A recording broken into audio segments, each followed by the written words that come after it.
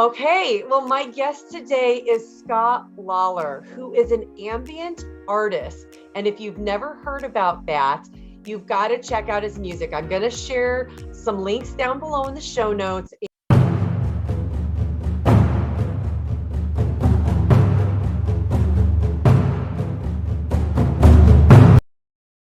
And he produces what I like to call ethereal music. When I listen to it, it does transport me to a place that I feel like is where I go when I am outside of my body, having these journeys that I've had. And I'm really excited to talk to you, Scott, today because your story is amazing. And I think it will be an inspiration for a lot of people. So welcome and thank you so much for joining me. Well, thank you for having me on the show. I appreciate it. Well, first of all, how did you get into music in the first place? Well, I've always been into music ever since I was a small boy. Um, I grew up in a family with two brothers and a sister, and they were all into sports and baseball and football and volleyball and things like that. And being totally blind, I was the outsider in some ways because I couldn't participate in those kinds of things. So I always gravitated more toward music and reading. And my parents got me into some musical instruments when I was a kid. Never took any lessons or anything though. And so I just always had a natural inclination toward music. And I actually didn't start playing music until I was in graduate school, and I picked up a keyboard from a music shop, and one of my friends showed me how to use it. And I just started to create more new age music back then. This is back in like 1990. Okay.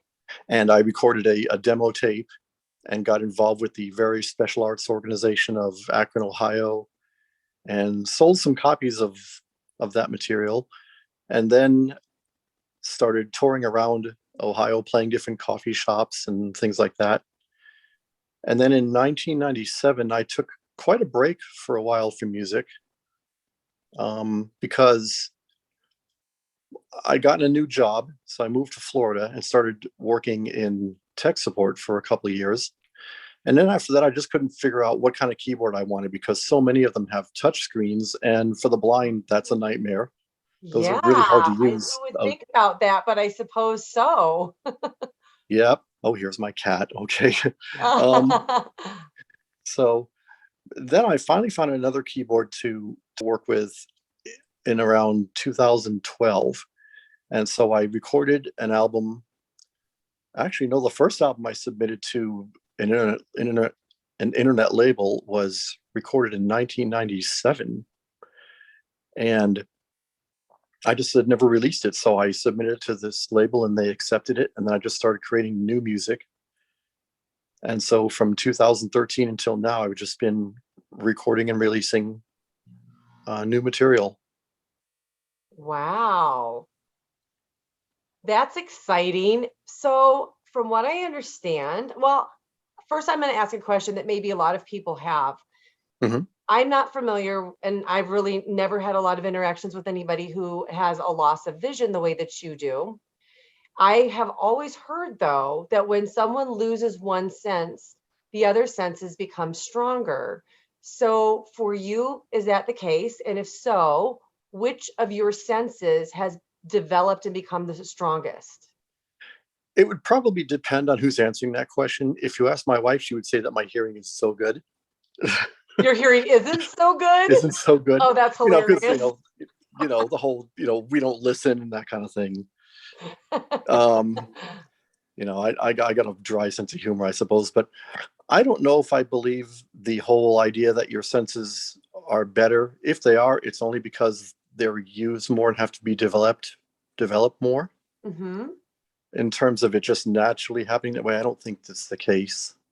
Well, I wondered if there was a correlation between your blindness and your ability to produce this music that is very different than mainstream music that we all, grew up listening to, like the classic rock and the 80s stuff that I know that I grew up with.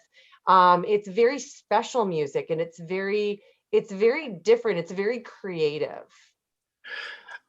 I wouldn't say I wouldn't say that there's a correlation in that regard, because there are a lot of ambient artists who are not blind who have been inspired, who have inspired my music. People like Robert Rich and Steve Roach, and other groups like Tangerine Dream, who've done a lot of music for soundtracks. In fact, a lot of people tell me that my music could work in soundtracks and movies. And my wife came up with a very interesting job description for me once, because one of her clients asked her what I do, and she said, "He's a stay-at-home dad who writes music for horror movies." And if nothing else, it's a good conversation starter. So I'll go with Yeah, that. yeah. Yeah. So your life and your music took a pretty drastic turn. So would you like to share that story with us?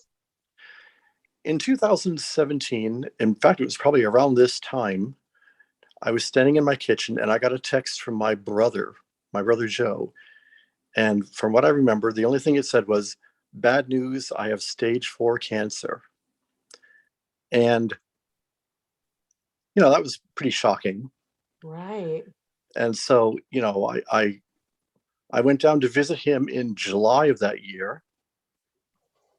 And me and his wife would stay up late into the night talking about just everything about this whole thing, how this could happen, and those kinds of things. And we referenced the book of Job a lot, because that book references these kinds of things with all the questions and everything else. You know what I'm talking about.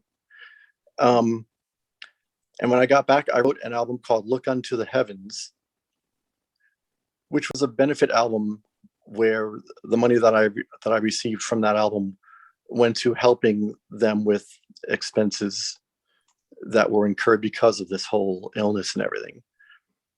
And in November of 2017, I got a call from my mom, and she told me that Joe wasn't waking up; he was with hospice and everything like that. So I took out a flight, took a flight out that same day to go down and be with him. And 9 days later, he was gone. How old was he? He was 46. Too young. Yeah, he had an 11-month battle with sarcoma. It first appeared on his kidney, then it metastasized to um, different organs, his lungs, his adrenal glands, and it was pretty fast moving, pretty aggressive. And after I got home from the funeral, I wrote an album over those next 5 days called Transition, Hmm. where I put into music some of the experiences that I had while I was visiting him for the last time. Can you share some And of those experiences? yeah, one of them was, well, my mom, she was staying over with Joe a lot more than I was. Um, and one particular night when she was over there, she thought she heard voices. So she came out of her room. There was no TV going or anything. And so she just, I guess, thought that the voices were the angels saying that they were ready for him to come home. Hmm. And that's what my song called. And I had a little bit of an encounter.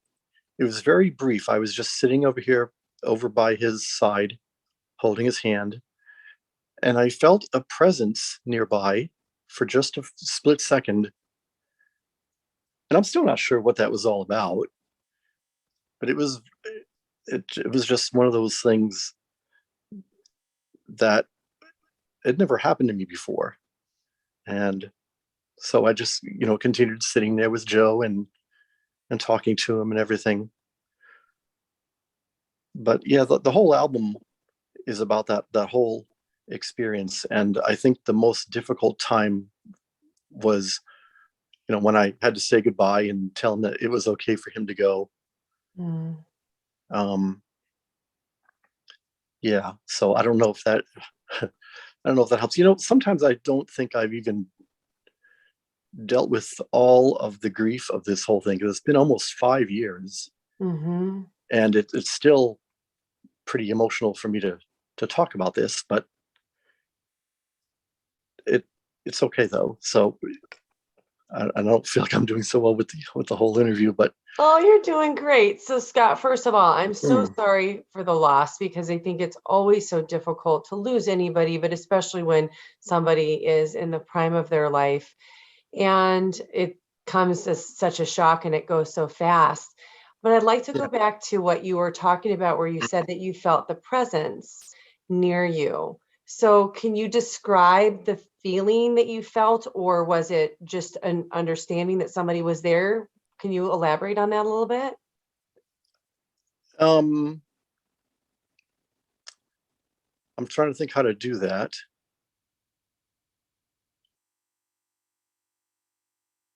That's an interesting question. Let me think about that. Let's see.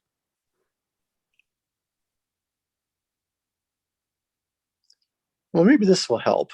Um, being blind, when I'm walking around a place or whatever, and I pass, like, say I pass a tree or a house on the sidewalk, I Uh-huh. can tell that I pass that because the sound waves are different.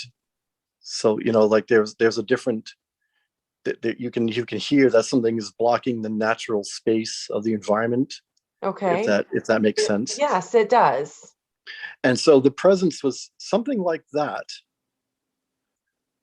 but it was very short and very fleeting. And I don't know what it was. Maybe it was. I have no idea. Do you know if he felt it also? I couldn't tell because at that point he wasn't very communicative, Mm-hmm. Mm-hmm. and so it was hard for me to tell if he Yeah. had felt something like that too. But I remember one thing my older brother told me, that when he came down to see Joe, he said that Joe just looked through him like he wasn't there, like he Mm. couldn't see him, like maybe he was seeing some things that were not of this world. I've heard a lot about that kind of thing from people who are close to dying, that they see um, other relatives and other spirits in the room and stuff like that. Yes, I've heard that as well, a lot. So your brother is gone and you come home and you write this album within a matter of days after this experience. And then after that, how did your music continue to evolve? It became a little more emotional and centered more on spirit themes of different spirituality and those kinds of things. One of my albums, called Soul Journey, Yes, I've started, listened to that one. yeah, Divine Presence. That was inspired by the near-death experience of Nancy Rhines, but also it was 8 months after Joe died, and it was a Thursday, which was the same day that he died. And on that day, I found out that a dear friend of mine got in a car crash, so she died. So that was a really odd day. Um, and I think it was around that time that I started working on the Soul Journey album, because all these people I knew were just gone. And, I wanted to make sure that, how a lot of people say when their loved ones die, they're like, are they okay? And those kinds of things. Yeah. And so I started getting really into near death experiences. And I ran across Nancy Rhines' story. I think it was on We Don't Die with Sandra Champlain, or one of Yes. those people. And Mm-hmm. her story was it was very emotional to me. And it just inspired me to write the Soul Journey album. What part of it was emotional that touched you that way? I think it was when she first got to heaven and she said, "Why am I here? I don't believe any of this stuff." And then she heard the voice that said, "Welcome home." Yeah, she was a devout atheist, she says. Yeah, that statement made me really emotional. and I don't know why, but that was probably the genesis of the recording of that album. I think Soul Journey was actually Divine Presence was the first song that I wrote, but it's not the first one on the album. Okay. And it was the most complicated one too, and the one that took me the longest to write. So what made it complicated? It has a lot more layers and melodies and instruments than the rest of the album. Some of the other tracks on the album were just one take improvisations, but Soul Journey took me weeks to do because all of the chord changes and the different instruments, and it was just a really complicated song to write. Most of my songs aren't that complex. Okay. I think you have some of these on your YouTube channel, correct? Yes. I'm going to find this one and I'll link it up above so people can take a listen to it. I'll make it easy for everybody to find it. I can send you the link. I'll put it in this video. Okay. So people can just push a button and they can listen to it. So your music is inspired by, is this what you kind of perceive the other side to be? Is that how you do it? How did these ideas, I guess, come to you? Is that how I perceive the other side? Maybe. A lot of times I write the songs first, and then when I listen back to them, I come up with the ideas. Although it wasn't that way with Transition. The ideas were there first before I wrote that one. But some of my albums, I just sit down and start recording at the keyboard, and then when I listen back, I'll come up with an idea or a title or something, an inspiration that seems to fit the mood that I'm hearing when I listen back to the music that I wrote. Mm-hmm. And Scott, your music has gotten some attention and even won an award, correct? Well, I didn't win an award. My albums. Transition was actually nominated for Album of the Year in 2017. Oh, well, I would call that an award. Well, it didn't win, but it was nominated, and that's good enough for me. I don't care about the awards anyway. But yeah, the nominations are a couple of my albums have been nominated by them for Album of the Year. The sequel to Transition was nominated for Album of the Year for 2018, and I think Fallen Butterflies was nominated for Album of the Year for 2020. So I've gotten a lot of airplay on different internet shows. I've done quite a number of interviews over the years. One of my friends said, "When you get famous, don't forget about us little people." I said, "I am not famous. I am so underground. I'm almost near the mantle or near the core of the earth." That's funny. I love it. So of your music, what would you say is the one that you're most proud of?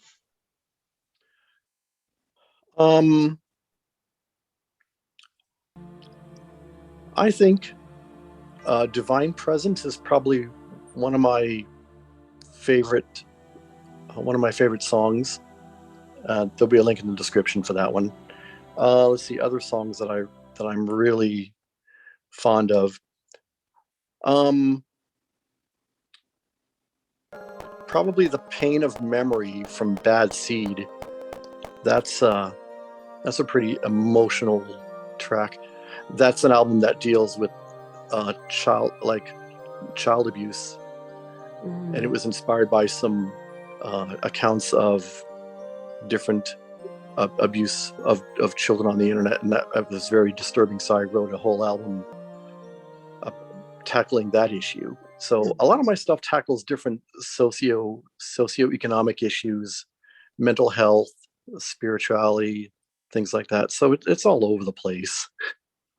Well, that's really inspiring to create and put things like this into the world to help other people not just bring awareness, but actually maybe turn the tides of how we feel about some of these things, because when we can attach something beautiful to it, it's healing in a way, I think. Yeah.